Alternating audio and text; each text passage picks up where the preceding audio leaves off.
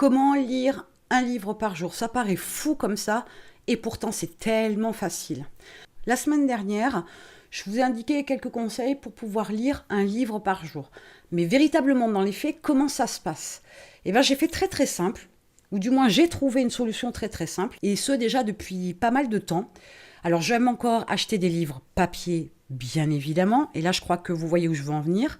Mais j'ai tout simplement fait l'acquisition d'une tablette, d'une liseuse Kindle. Je vous ai mis un lien dans la description de la tablette que j'ai prise moi, que j'ai sélectionnée pour moi. Après, il y a plusieurs versions, donc à vous de choisir celle qui vous convient. Mais en tout cas, moi, je vous mets le lien de celle que j'ai choisie. Alors ça, c'est le truc magique qui m'a énormément aidé à lire davantage. Puisque du coup, comme les livres, je les achète en numérique qui sont transférés directement sur la tablette, que ma tablette est toujours dans mon sac ou du moins à proximité, voire même je la glisse dans mon agenda papier, dans une poche de mon agenda, du coup je l'ai toujours avec moi. Et si vous saviez le nombre de temps dans une journée qu'on peut passer à attendre, et ben du coup j'ai mis à profit tous ces moments d'attente. Alors ça peut être parce que je suis à un rendez-vous et je suis arrivée en avance, et donc j'ai un petit peu de temps devant moi, je dégaine la tablette.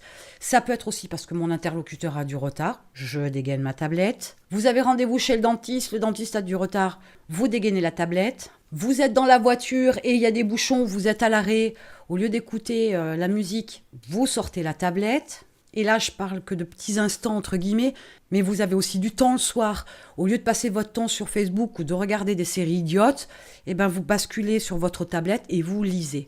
Et l'avantage, c'est que, bien évidemment, c'est petit, ça prend pas de place, c'est léger, donc ça se met dans un sac, mais ça se met aussi dans une poche de veste ou de blouson pour les hommes.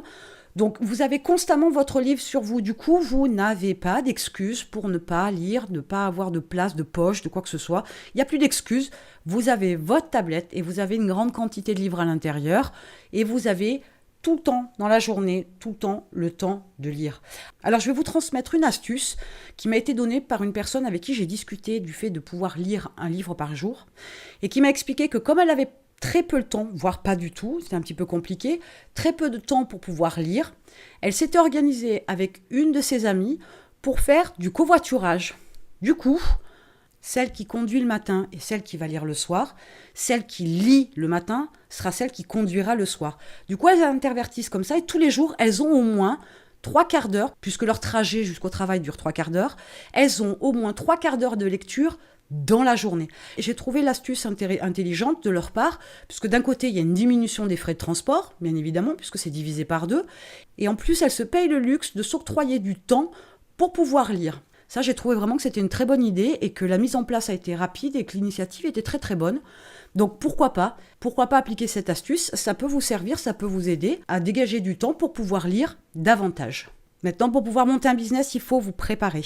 Je vous ai mis un lien, le premier dans la description, qui vous donne accès à une série de vidéos qui vous aide à préparer votre projet avant de vous lancer. Et moi, je vous retrouve de l'autre côté.